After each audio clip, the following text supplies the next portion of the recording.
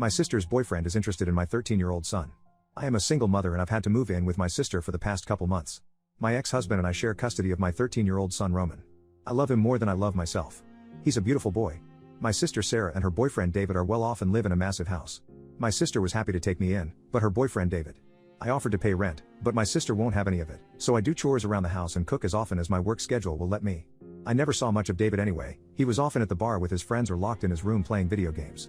When we did see each other, he acted like I didn't exist. My son Roman was staying with his dad for a while as I was figuring things out, and I was worried about David's attitude once my son moved in with us. I talked to David and promised him that Roman would be respectful and well-behaved, but he was weird about it and shrugged me off.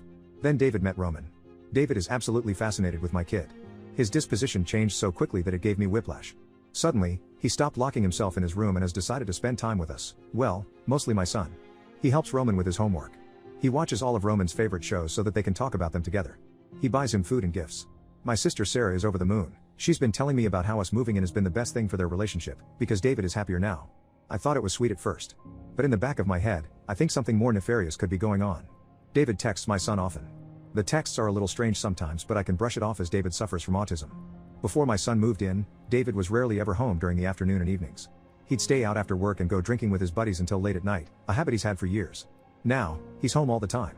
He gets home before Roman gets off the school bus and stays home all day, even offering to babysit while I'm working through the evening. He still drinks, just in the house. Last Wednesday, I woke up to use the bathroom during the middle of the night. To get to the bathroom, you have to pass by my son's room. I was surprised to see that the door was closed all the way, since Roman always likes it open because his room gets hot at night. Also, he has been staying up late texting his friends lately, which has caused him to sleep through his alarm and miss the bus some days. So that night, I opened the door to let the air in and make sure he was asleep, and there was David. Standing by Roman's bed. In the dark. He stated that he was looking for his cell phone, but I saw him jump with anxiety when I opened the door. He left quickly, muttering something about how it might be in the kitchen. Why would his phone be in my son's room? And why was the door closed? David offers to drive my son everywhere he needs to go. Only him. This is the same man who wouldn't lift a finger for me until my son moved in. I caught David doing Roman's laundry, resulting in a few articles of clothing going missing. This one irritated me because I make my son do his own laundry. I asked him not to do this, but his excuse is that he is trying to save water. I don't know how to fight him on this, since it's his house.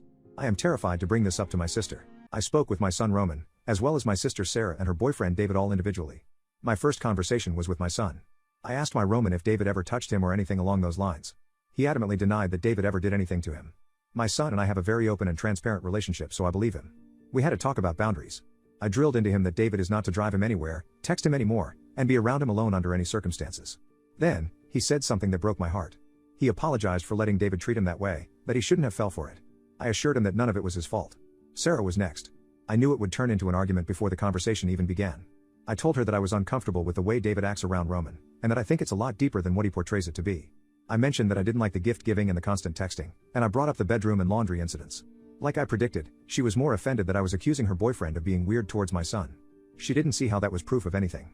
The more I expressed my concerns, the more defensive she got. She said that as soon as things get good for me I intentionally screw it up because deep down I don't think I deserve happiness. That she tries to help me every time, but I end up stabbing her in the back, like I am right now. So she doesn't believe me. I told her that I won't be staying at her house much longer, and that I don't want David around my kid anymore, that we'll be keeping to ourselves for the rest of my short time here. She's letting me stay surprisingly, but she said she's glad to see me go. She swore up and down that David would never hurt Roman, and that she was sad to see their relationship ruined over an accusation with no real basis. That I shouldn't let my self-destructive behavior and my bipolar paranoia get in the way of other people's happiness. And that I better not accuse her boyfriend of being a weirdo anymore. David came back from his church retreat Friday morning, which is when I confronted him. I was very upset, so I didn't go easy on him. He was thrown off by my hostility, but once he understood what I was implying, his demeanor shifted. Sit down, let's talk about it, he kept saying, except he was the one who was nervous and looked like he was on the brink of a panic attack. I kept my composure. I asked him why he was in my son's room in the middle of the night with the door shut. He gave me the same excuse, that he was looking for his cell phone. I asked him why he couldn't have gone for it in the morning. He said that he set the alarm to 5 a.m. for work, and that he didn't want it to go off with my son in the room and wake him up. I asked him why he was standing over my son's bed. He admitted that he was trying to wake him up and ask him if he'd seen his phone. Did he not just say that he didn't want the alarm to wake him up? I asked him what on earth would compel him to think it is okay to wake up my child in the middle of the night to help him look for a cell phone. He said he wasn't thinking straight, and that he was sorry. I asked him about the missing laundry as well. He adamantly denied what I was implying. He said that his and my sister's clothing get lost in the laundry all the time. That he would help me find my son's missing clothing. All while apologizing profusely. I'll admit, I was thrown off by how apologetic he was, and it made me a little soft. I thanked him for letting us stay in his house, and I apologized for not setting boundaries earlier, But I told him that from now on, I didn't feel comfortable with him being around my son. He broke down in tears and he was hysterical. The thought of me believing that he is being weird towards my son made him miserable. That he'd never do that. He said, "I love him like a father loves a son." I told him that it's unhealthy for him to be so fixated on a child, and that he cannot depend on my kid for happiness. I told him that we'd be leaving very soon. I didn't tell him where or when it was happening. A small part of me feels like I was too harsh on him overall. But he was on his knees, sobbing, like I had just pulled the rug out from underneath him. I made Roman block David's number, of course. I also purchased a nanny cam, specifically the one where you can watch the footage on your smartphone. I'll put it in my son's room when it arrives and review it every day. I'm really nervous because there's a possibility that I'll see something odious and I don't know if I can handle that. We have been staying at a motel for the weekend, now that David has returned from his church retreat. I wasn't taking any chances. $56 a night, and a little sketchy, but I don't want to complain. Again, despite the situation, his mood has been a lot better than mine has. He thinks a motel is the same as a hotel, so to him, it's like we're on a mini vacation. It's mind-blowing how kids can be so resilient, even in the most unnerving situations. But I applied for public housing a long while back and I am in the process of getting approved.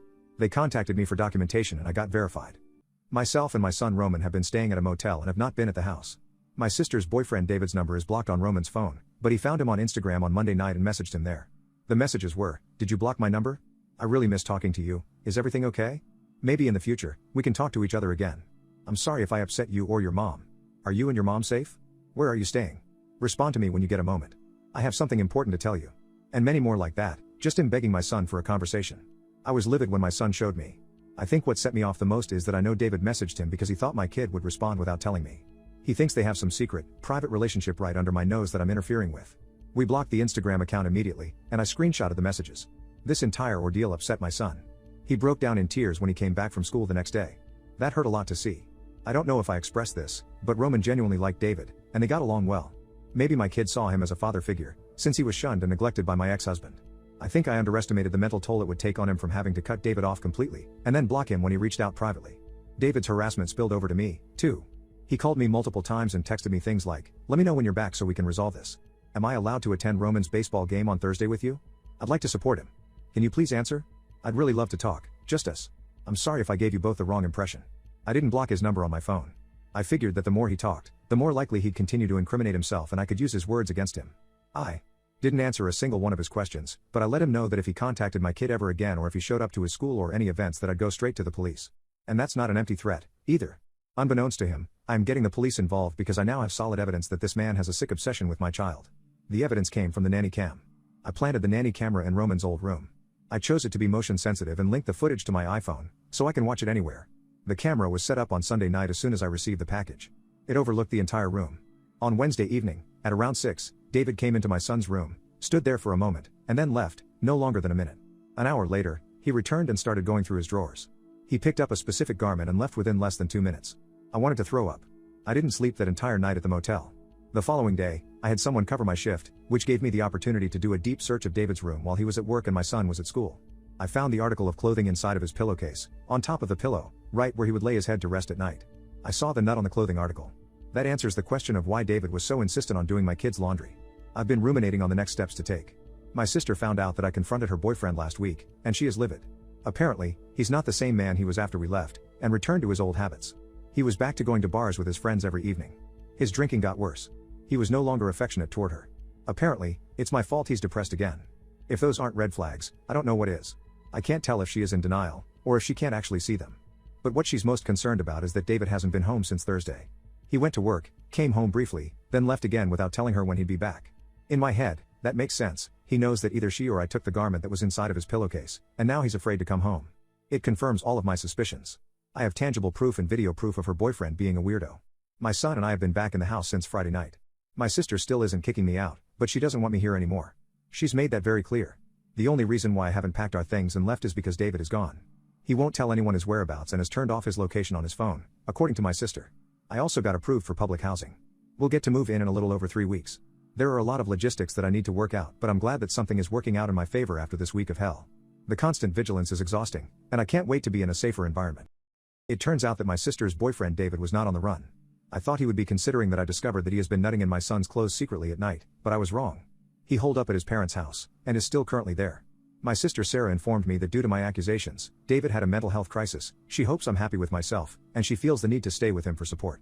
His entire family is infuriated with me. After I went to the police, my sister made the decision to kick me out of her home.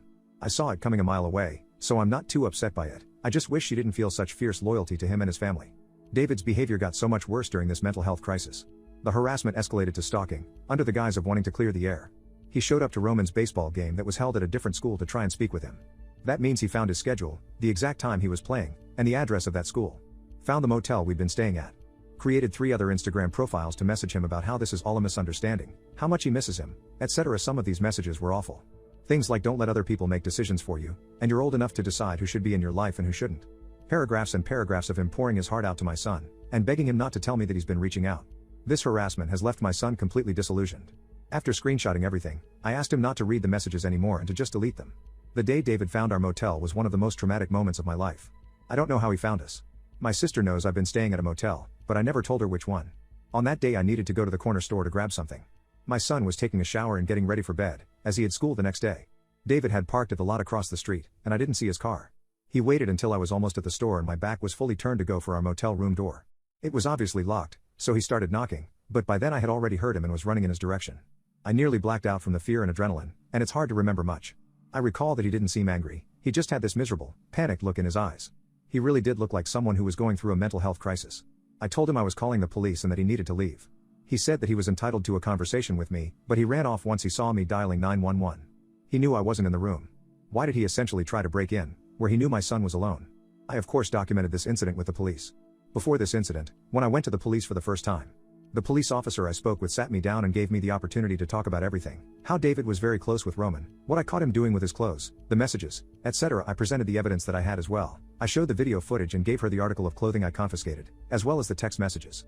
She then told me she would contact the district attorney, which she did soon after.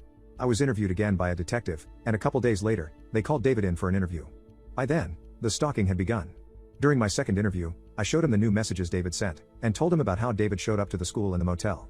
I don't know what they asked David during his interview, but I can imagine that he denied everything and spun up a web of lies to try and make me look crazy. A detective interviewed my son as well. This is what worried me the most, and I insisted that if they didn't have to do it, I'd rather they didn't question him at all. But they said it would help build a stronger case, and I trust them. I was told I had to be there during his interview. Roman only knows about the stalking and harassment, but he has no idea about what David did with his clothes, and I want to keep it that way for as long as I can. I personally asked the detective not to bring it up. I'd just like to shield him from it all. They asked my son about the messages and the stalking, as well as their relationship. When asked about any physical contact they had, Roman brought something up that he didn't initially tell me about. In terms of the case, they are now requesting a warrant of arrest with the clerk of the court. David could end up getting up to 5 years in prison, maybe even more since a minor is involved. So that's where I'm at right now, waiting for the clerk's decision. The waiting game is stressful, but I'm trying to focus on the positives as much as I can. After the interviews, all of David's harassment stopped. I also filed a petition for a protective order after the motel incident. I've been feeling paranoid and having a lot of anxiety lately. Always looking over my shoulder, flinching when I see a stranger who looks like him, etc. I'm entitled to a conversation with you, he said when he tried to break into my motel room, but I don't believe him. I think David believes he's entitled to unrestrained access to my child due to their prior relationship.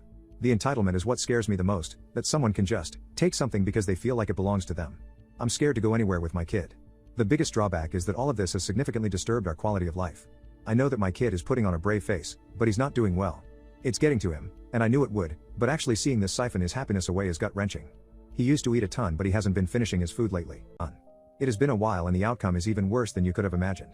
My son Roman and I are safe, and my sister's boyfriend David is indeed in prison serving a 2-decade-long sentence. After countless legal arguments and battles we were able to win. After my evidence of David being weird towards my son proved serious enough for really further investigation, David's personal belongings were seized.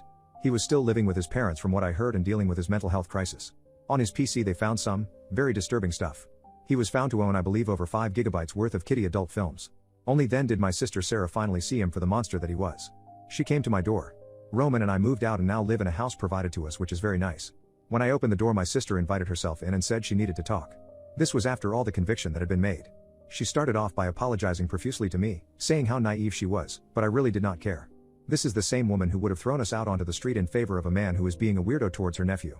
Roman was not present for any of the conversation, so thankfully we were able to discuss in detail what I had found. Ultimately, I did forgive her as I believe her not to be a bad person. She was just deluded and manipulated by that piece of crap. Roman himself is doing a lot better now and it makes me so happy to see. Also, a good friend of my ex-husband's is actually in the same prison as David. I told my ex-husband of all of the events knowing that his good friend was in the same place as David, and asked him to help inform everyone of what David did. I recently heard back from my husband that the prison knows, and David is tormented inside every day, essentially being used as a soap dispenser, and in my husband's words, his back door has been stretched to accommodate a foot.